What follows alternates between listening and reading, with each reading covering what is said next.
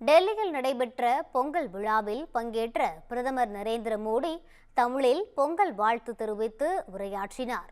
டெல்லியில் மத்திய இணையமைச்சர் எல் முருகன் இல்லத்தில் பொங்கல் விழா நடைபெற்றது. இதில் பிரதமர் மோடி கலந்து கொண்டார். பாஜக சார்பில் நயினார் நாகேந்திரன், அண்ணாமலை, தமிழிசை, சரத்குமார், குஷ்பு உள்ளிட்டோரும், திரைப்பிரபலங்கள் தரப்பில் சிவகார்த்திகேயன், ரவிமோகன், ஜிவி பிரகாஷ் உள்ளிட்டோரும் பங்கேற்றனர். விழாவில் பொங்கல் வைக்கப்பட்டதும் அதற்கு ஆரத்தி காண்பித்து பிரதமர் மோடி வழிபாடு நடத்தினார். மேலும் அங்கிருந்த மாடுகளுக்கு உணவளித்தும் போர்வை போர்த்தியும் வணங்கினார்.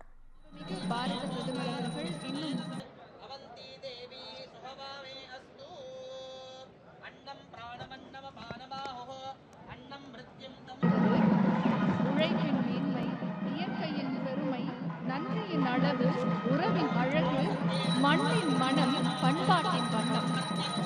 பொங்கல் பண்டிகையை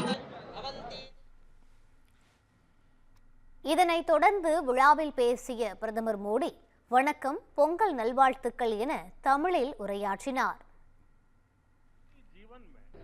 வணக்கம்.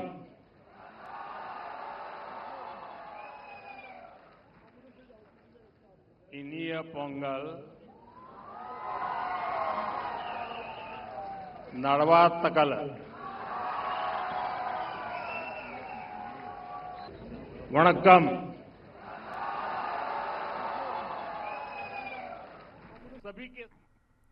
தமிழக மக்களுடன் இணைந்து பொங்கல் கொண்டாடுவது மகிழ்ச்சி அளிப்பதாகவும், தமிழர்களின் நேசத்தை சம்பாதித்திருப்பது தனது பாக்கியம் என்றும் பிரதமர் நெகிழ்ச்சி தெரிவித்தார்.